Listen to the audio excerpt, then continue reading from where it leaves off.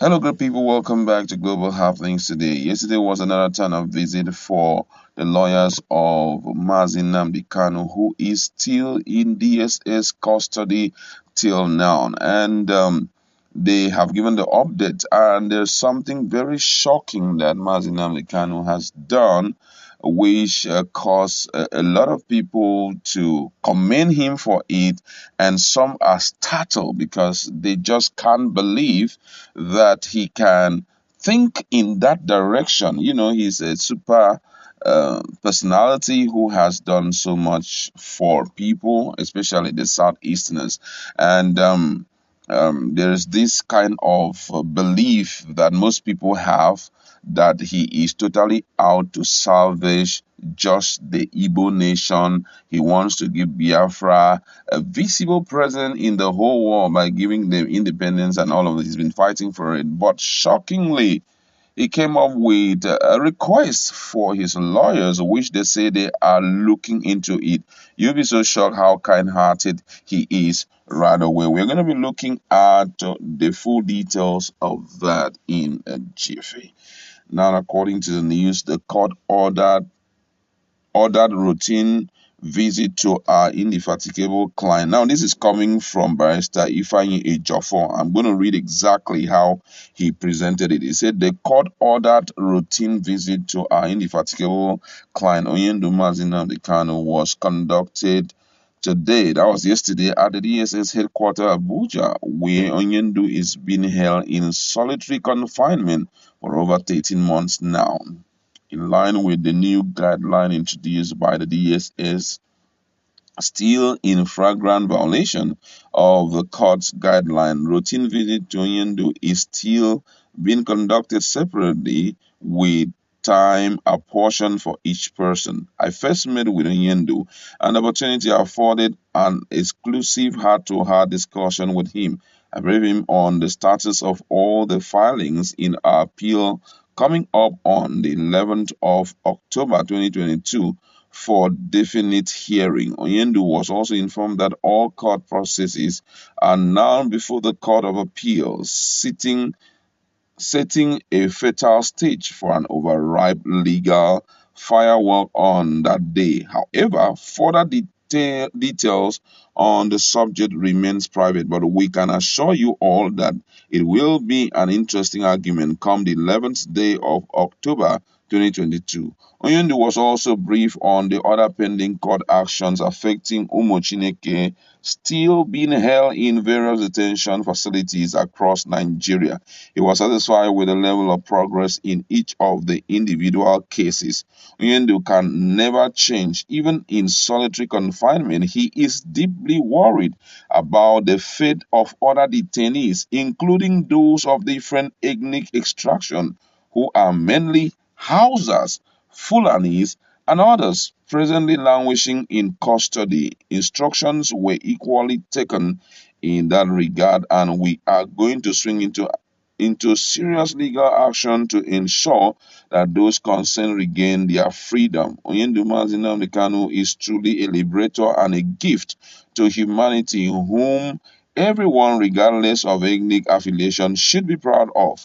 May the Almighty Chukwokike Abiyama continue to bless Onyendu for his kind heart. Onyendu also reiterated his confidence in those steering the ship on his behalf and employ everyone to give them the maximum cooperation needed for maximum output. Onyendu further extended his warm greetings, regards, and love to you all, Chineke, and emphatically admonished for continued peaceful coexistence.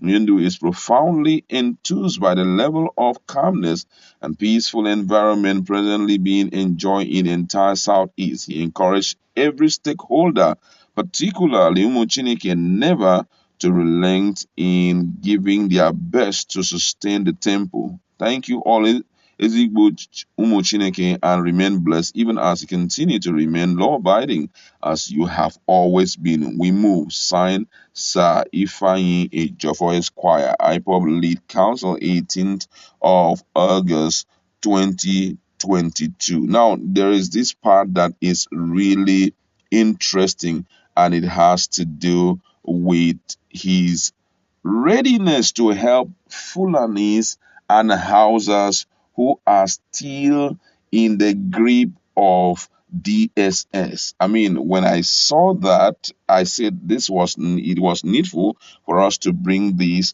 for everyone to hear, and this goes a long way to tell the nature of this man that actually it has nothing to do with the ethnicity. And I think that it should also go an extra mile to, touch the hearts of people. It means that all these fights and strife that had been till now was never against ethnicity, neither was it against a particular tribe. All the talks and anger, vituperations, and all of that was never towards a particular tribe or a particular region, a particular geopolitical zone, but all of it was towards the negative treatment given to people. The negative treatment was what made him to act the way he normally does. He's not happy to see people being enslaved. He's not happy over injustice. He's not happy over lack of equity. He wants everyone, according to the info given by the lawyer, it means he wants everyone to be happy. Now, let's look at what a lot of people, reactions of most people. Someone here says, this is quite shocking.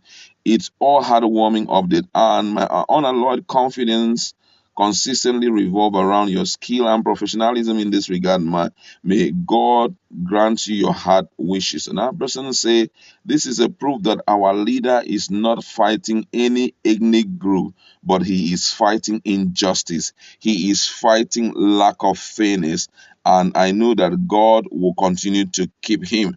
Another person here says, God bless you, our barrister. Please, my regards to Hindu. Next time you visit him, tell him that we love him more. God over everything. We love him and God is in charge of his life.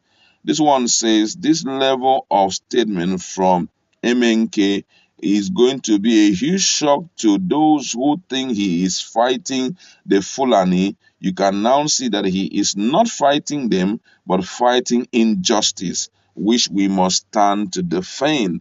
Another person here says, I'm not sure this is coming from Nnamdi Kanu because he is always against these people. All of a sudden, what happened?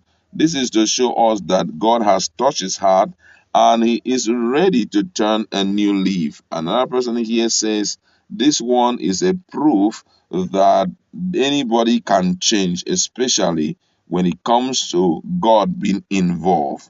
And this one here says nobody can act like this except God touches his heart. I feel that this man has turned a new leaf, and that is why he has decided to say what he just said to his lawyer. Well, that is all. We'd like to leave it there. Go to our comment section. What do you think about that particular paragraph where he said they should look into the case of the Fulanis and houses who are also being detained like him? Let's